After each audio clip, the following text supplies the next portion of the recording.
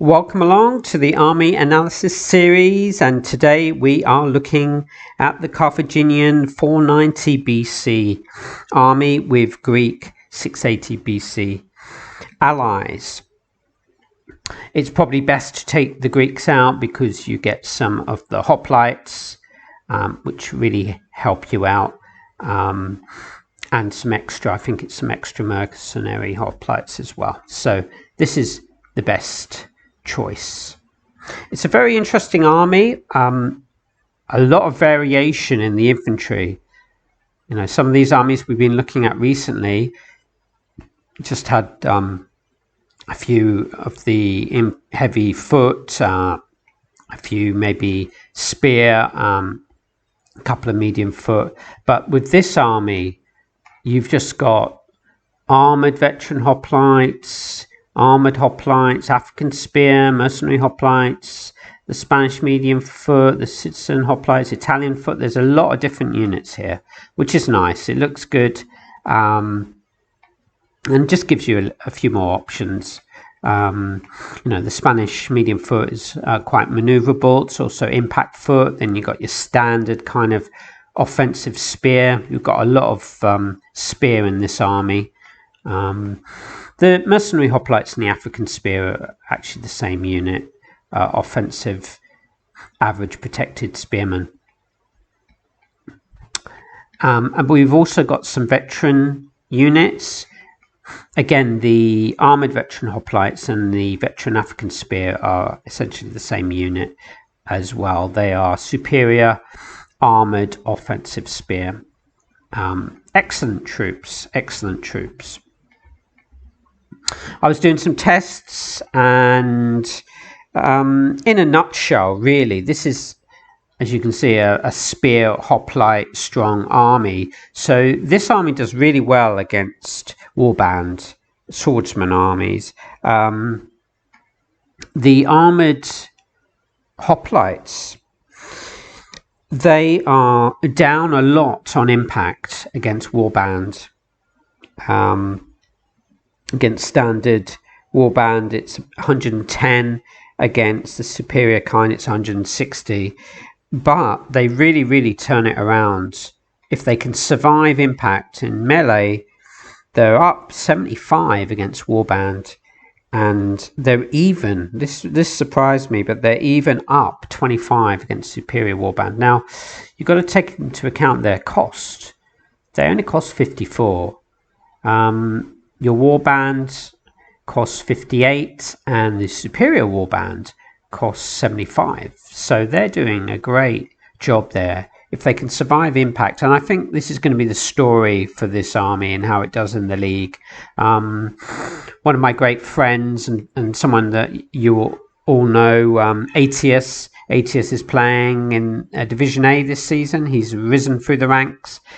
He's taken this army out, and I can see him doing well against swordsman armies because these hoplites, they just they've got an advantage in melee against most of them. Okay, some of those Roman units might even out more because of their quality, but against your standard warband, they're going to do well. So that's good. Pikes, they're down a lot. The armoured hoplites are down 100 against pikes on impact and down 75 in melee. So against your pike armies, they might struggle. And even these units, your veteran units, against pikes, they're down 50 on impact and 25 in melee. So against pike armies, maybe it will be more of struggle, but then you've got to use your numbers, I guess, because we've got 20 infantry units, and the average seemed to be with those pike armies around 17, 18 infantry. So hopefully you can use your extra couple of units to gain some advantages.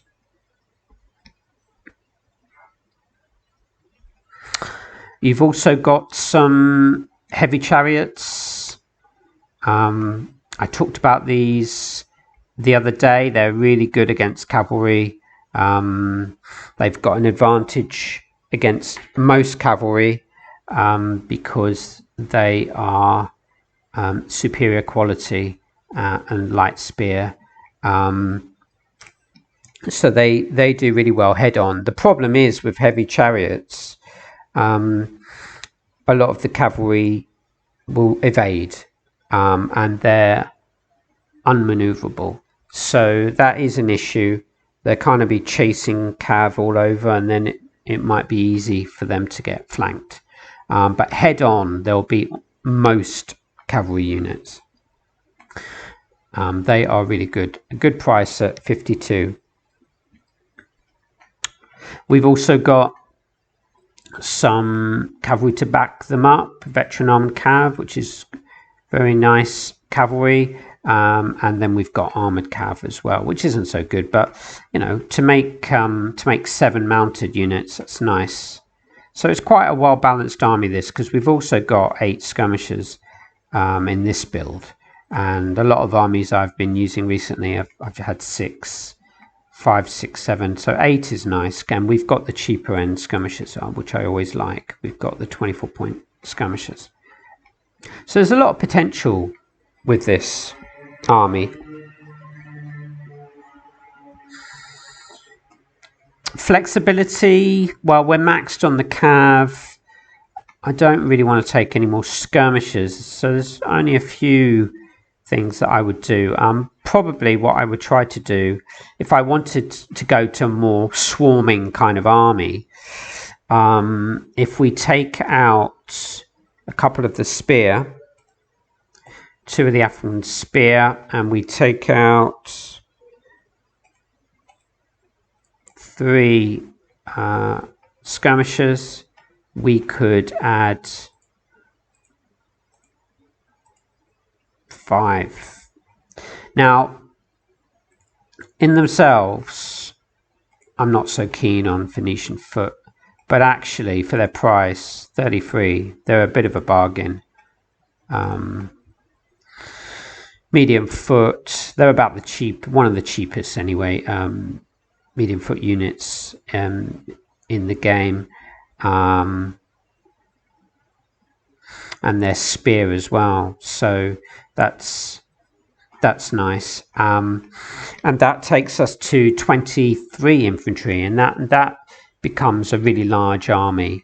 And these units are also quite maneuverable if you want to use the rough ground, the woods to hold your flank.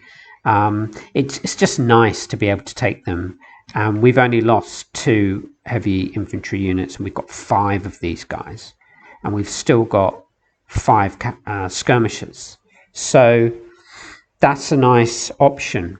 That's a really nice option. You're just going to have more infantry than most of the classical era armies. So there's a lot going for this army. We've got a good number of infantry. Spear is good against swordsmen. Heavy chariots are also good against most cavalry. You have an advantage there. Disadvantages, I'd like just a few more cav units, or because these chariots are unmaneuverable, so it would be nice if I could even have 1 more cavalry unit just in support, or instead of heavy chariots. Maybe I'd take, if I had the option, maybe I'd take 3 and I'd take 4 cav, but we don't have that option, because we are maxed on the cavalry. You can only take 3 in this particular build. We've also only got 3 superior quality infantry units, so everything else is average quality. You know, and I just covered the Romans recently, and they had 12 superior quality legionnaires and 2 of the elite quality legionnaires, so 14 units above superior or above, whereas here we've only got 3, so not a lot of really good units. So we're really trying to hope that we hold on impact, If you can hold on impact against warband, Roman legionnaires, impact foot in general, then that's when the spear comes into play, and in melee you're going to have a pretty good advantage. These veteran spear units, if they can survive even against superior warband, if they can survive impact, they're about 110 down. That's quite a lot, but if they can survive impact against superior warband, they're up 75, and against your standard warband they're up 125. So yeah, that's what you're hoping for. Survive impact, get into melee. What would my rating be? Probably about a B+. Probably about a B+. I'd like a few more superior quality units. I'd like a little bit more cav.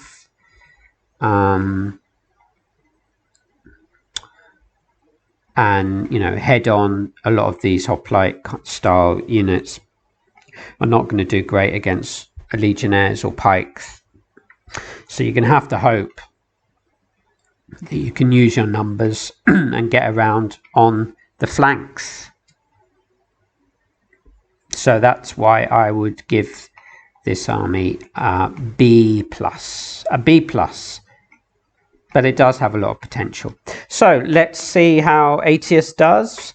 He's a good player, so maybe he'll get the best out of this army. Maybe he can let us know how he gets on, and why he chose this army. I mean, this is, well, actually, I don't know if this was his number one choice. You get 4 choices in the league, and then it's potluck as to what you end up with. But you know, it's different for sure. There's not many armies that have heavy chariots, and this combination of armored hoplites and Phoenician foot. So it's a nice mix, and it's always nice to see a different kind of army on the classical era battlefield, you know, apart from pikes and Romans and Carthaginians. So that's great. Okay, that's about it from me. Thanks a lot for watching, and see you again soon.